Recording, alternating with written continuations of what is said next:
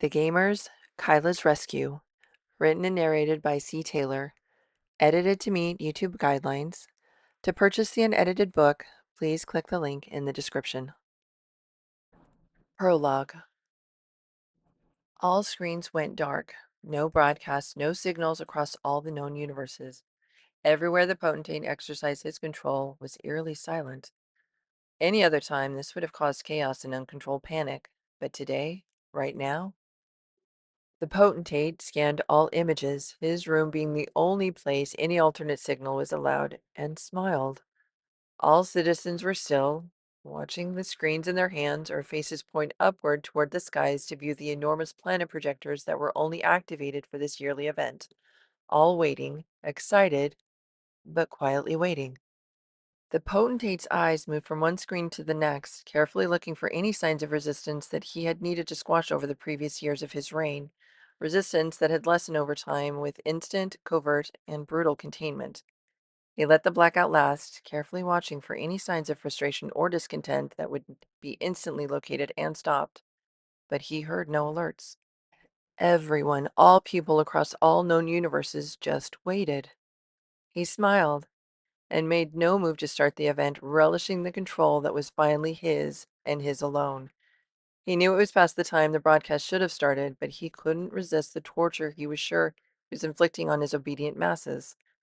Good, he breathed with a sneer. Your Supreme Highness, may we start the event? The arrogant, slobbery question came from the one monitor behind him. His lip curled in disgust at the interruption. The Baron was pushing his luck. Not yet, the potentate ordered calmly. He scanned several screens again, enjoying the extent of the control he currently had, but regretted he wouldn't be able to watch any punishments this year. Maybe if he just waited a little longer.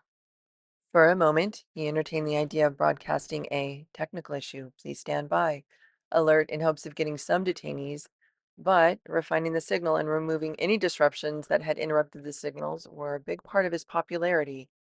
He couldn't afford any doubt of his ability to give people what they wanted at all times, now. Not when he was so close. After his plan was complete, he could watch all the punishments he wanted. His lip curled at that thought. He checked the time. The broadcast was now only a few moments late, and still the citizens waited quietly and watched. Any longer, and it would allow doubt. Baron Mora, you may commence. All screens and projections started the countdown, stark white numbers against black. The instant and deafening cheers sounded from every monitor in his viewing room. The cheering rolled into emotional reactions, verging on hysteria. The people were crying, hugging each other, screaming, jumping at just white numbers counting down against black screens. It was working. I commend you on last year's game, Baron. The new code has proven even more addictive than previous years. I knew you were the right person for Suenia. The potentate wouldn't turn around and look at the disgustingly large and sweaty man, but understood his loyalty was still important. Oh, thank you, Supreme Lord. We're refining the messages exactly as you requested. They'll have the desire to go to work and do whatever is demanded of them without complaint. Then spend any spare time in the simulation centers. Crime should reach single number percentages before the next release as you promised. Baron Rumori groveled. Wheezy but excited words rushed from his mouth with the sound of wet lips slapping together and spittle spraying everywhere. The man was lucky he had proven so helpful and loyal, otherwise he would have ordered him punished years ago just to never have to listen to him again. Good. You'll get your reward once the numbers are confirmed. Oh, thank you, Supreme Majesty. The groveling continued. The countdown finished. The carefully orchestrated trailer for this year's game started, low and quiet. It started with recounting previous year's games, and the cheers moved from group to different group as their favorite game was featured. Next, short current videos of lottery winners from previous years, confirming how wonderful their lives are since arriving on Suenia as their reward for getting the highest score on their year's game. That was the original hook that had the masses rush to the simulation centers his first year in power. The person with the highest score won the right to live the rest of their lives on Suenia, the richest and safest planet in all the known universes, locked down over 290 years earlier to protect any program or code used in all the known universes. Hacking had nearly destroyed not only financial stability, but security systems, information share, broadcast signals were all regularly hijacked, leaving everything on the verge of collapse until Soenia was established. A new code was created there and strictly regulated. New laws made their code the only legal code for all established systems, and all programming was done on and through Soenia only. After the last lottery winner's face faded, the potentate's face appeared on the screens, and the cheers sounded the loudest. He smiled.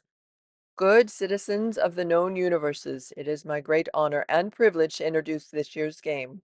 The programmers from Suenia have created something truly special, as you will soon see.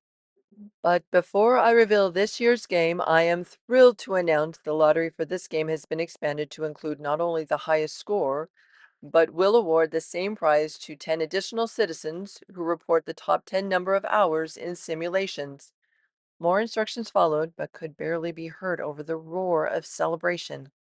Brilliant move, Supreme Lord. The irritating voice was talking behind him again. I know. The aggravation was starting to show in his voice.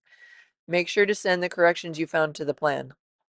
Of course, they are in the final stages and will be completed by next week. There was a pause before he continued. You remember the additional 10 winners will all be young girls? This question was spoken softer, but still made the potentate smile.